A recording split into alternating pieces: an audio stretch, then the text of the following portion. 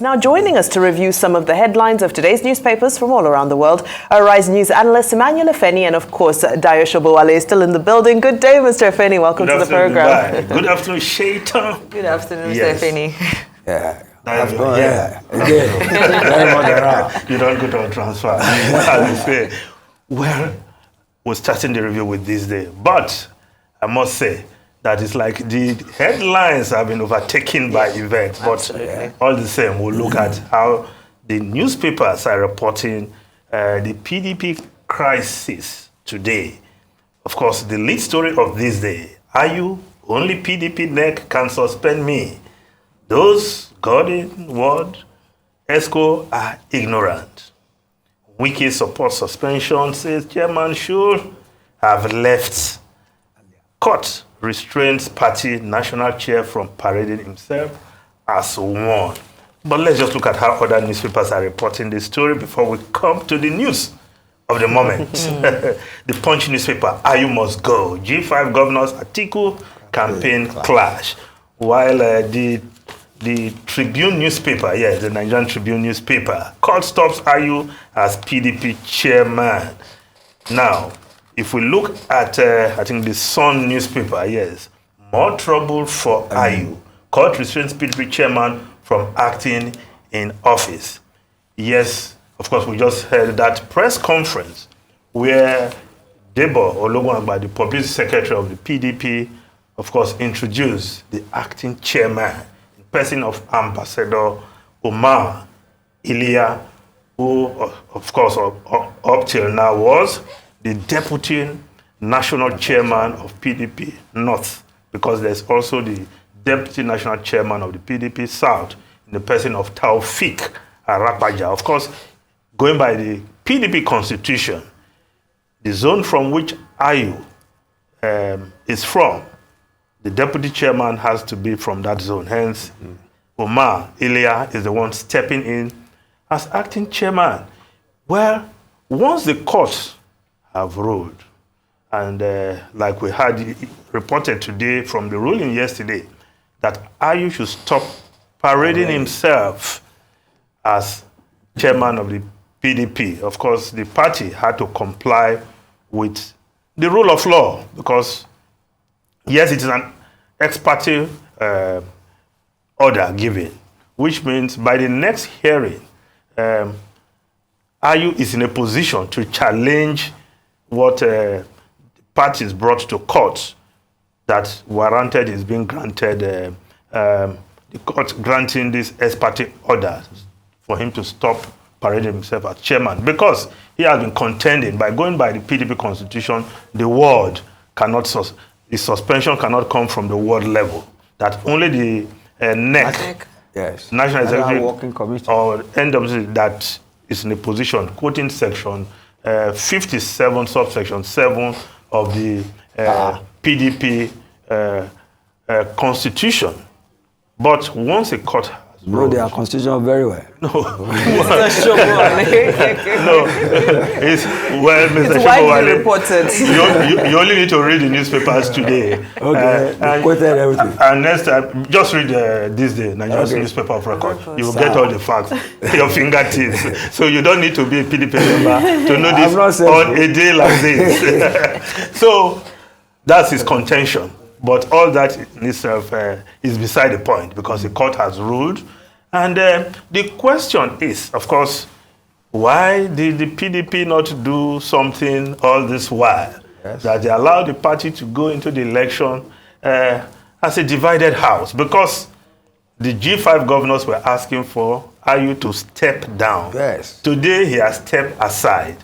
Maybe there's a difference, not just semantics. He's gone. He's gone anyway. But that the NEC will meet tomorrow, according to the statement from the PDP secretariat. Either they will put the final nail on Ayu's political coffin, or they will just wait for what will happen at the court on April 17. I think that's where the next hearing for if Ayu will go and argue his case that no, my suspension at the ward level was illegal and all that. And like Amaka did say when she was, that they went to the PDP secretariat for a different event. And that event was a group from the same ward, that's the Iyorchia ward of in Boko local government of Benue State. That's from where the ward of Ayu, where he was suspended, of course, alleging a number of activities. They even accused him of anti-party activity. But another group from that ward, where the secretariat said, no, we dissociate ourselves from the suspension. But again, it has been overtaken by events because there was a court ruling yesterday. So the party has to comply with the ruling, which they have done, and Ayu has stepped aside. Mark the word, they said step aside, not step down. So I think there's a difference. Because that's a military terminology. Yes, you remember when when that term became famous. Yes. Step aside, Babangida stepping aside. Yes. He was asked, what's the difference? You are stepping out. Why are you using step aside? He said, well, in the military parlance, when they say parade, if you are disturbing the parade, you step aside so that the parade can continue. So I think so it's like Ayu has stepped aside so that perhaps if you bring the military knowledge into this so that the party can move ahead. But it's left for him to say whether he will continue to challenge his suspension or whether the party, the National Executive Council of the party, will okay his removal so that the party can move forward like the military parade. This is honestly like choosing your first 11 after the World Cup has ended, after the final has been played. Then now you say, let's pick our starting lineup. It's... it's jarring, it's shocking, it's confusing because you wonder there's some super minds, political minds involved here, and you wonder how did we end up here? Yes, well, the PDP, I think they will do their own introspection, and perhaps you want to put the, I don't want to call it blame, at the doorstep of the presidential candidate of the party, because if you want to be the president of Nigeria, then you should be able to be a firm candidate, because as the candidate of the party, he becomes the leader of the party. If I use step down or step aside or step back, it was becoming a problem.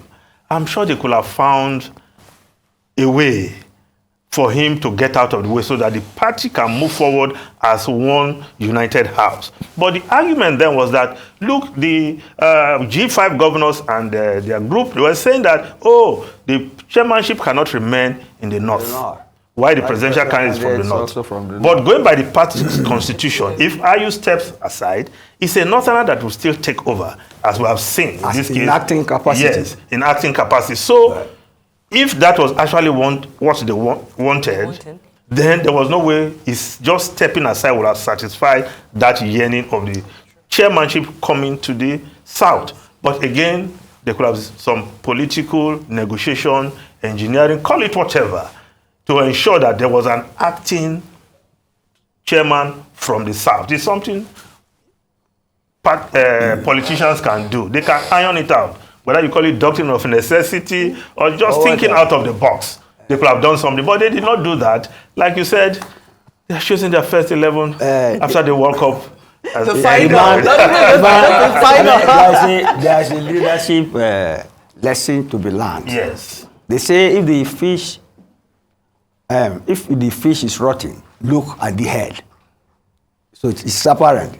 It is the commander-in-chief who should lead the army to success in a war, who has somewhat abandoned his responsibility. Yeah, but the candidate has no such powers, to be fair. No, but he is their leader. He can build consensus. It's not a matter of constitutionalism or rules alone. He can bring people together to achieve a common goal so that we come back and drive away the internal enemy. So he has not done that. So that was not done. Now, I don't know, the G5 governors and other members of the integrity group, with this, will they now come together? And I don't know what they'll be fighting, but of course, they still have a petition which they have sent to, that's the PDP now, to the Presidential Election Petition Tribunal. So, to argue their case that they won and not the other way around. Right. So, let's see how it pans out. But for now, Ayu has stepped aside, and how the party can rebuild itself from the event of today, I mean, in my own out of the way. That is for their now. funeral. Yes. They can't put their house in order. Yes, what they should funeral. be discussing. Tomorrow they will have a meeting of the NEC of PDP, and we'll see what comes out of that meeting, whether that will be the beginning of the rebirth of the PDP. But as you are also alluding, it looks like medicine after death. Oh, yes. All right, do we have more time to take on Yes, stories? if we just look at other stories, because certainly there are other stories in the news. Yes. Now, the front page of this day, of course, there's a story, ICC assessed petition against Onanuga. Others over alleged incitement, says acknowledgement means nothing yet. Of course, somebody has written a petition. Professor Gideon Christian wrote this petition to the ICC, International Criminal Court, to complain about the inciting statement. Of course, Bayo Onanuga, journalist, now politician, he made a statement that many felt was unguarded, and to even come out to say, I stand by that statement about ethnic group. It's not, it was a political statement. Well. What was the statement? That the Igbos should be careful in interfering in the election in Lagos. But the Igbos are part of Lagos. That's his own comment. He said that should not be criminalized. No, let me or weaponized. That this should be the last time the Igbos will interfere in Lagos politics. Can he stop the Igbos? What is his locus to stop the Igbos? No, but you see, when people were in what is his locus? No, yes, you want to downplay it by saying he has no locus to say that. But when prominent persons make such statements, you don't know the fillip you give to those who want to perpetuate violence. I was born in Lagos. Yes. Let me have Igbo friends. I schooled in Lagos. Look, many of my Igbo friends, when they talk to you, you won't know they are Igbo. Yes, I know. It's when you see their surname. No, but that's how you were brought up in Lagos. Hence, we have pejorative names for every tribe. Yes. No, but he wasn't. He wasn't playing. People are overblowing this thing. No. Okay, what has the ICC got to do with it? No, but a statement. Did he kill people? No, has been written. But people can go to war over statements. That's why persons we will not go to war over this. No. By the grace of God. Yes. Well, yes. ICC is meant for other things. Yes. War, genocide, war against humanity. We don't want something that will ignite violence against like this a particular who are group. goading us toward this, and they will not succeed. So you don't say anything wrong in what Bayo Onanuga said? I am saying that magnifying it out, exaggerating it out of any serious context. You know, when you publish something in the public space, you lose control. No, okay. Once you publish it, you've already magnified it because it's open to interpretation. It's going to circulate, and it's going to cause different reactions from different groups of people. There are right-thinking people in this community. But there are also Nigeria is some not an who are asylum where incited. people just misinterpret things. No. Yeah. Look, he could have said something unguarded, but let him be corrected and brought to order. Not taken to but the system has not corrected criminal court. It's a disgrace to Nigeria. No, the system has not corrected him. He has not been invited by anybody. What even the Nigerian Human Rights Commission? Who was the locus say, of look, this why are you saying this? To ICC? Police did not even invite you to say your statement Right. is capable of causing violence. No. So if somebody writes to ICC, so be it. But the ICC has said, well, we acknowledge. No, they have acknowledged the receipt, but it does not mean they are investigating or they are going to investigate. But whatever comes out of that letter, they will let the public know in due course. It's not fake news. It's information. No, but that's how I see it, please. But I think but you agree that was an unguarded statement. Of course.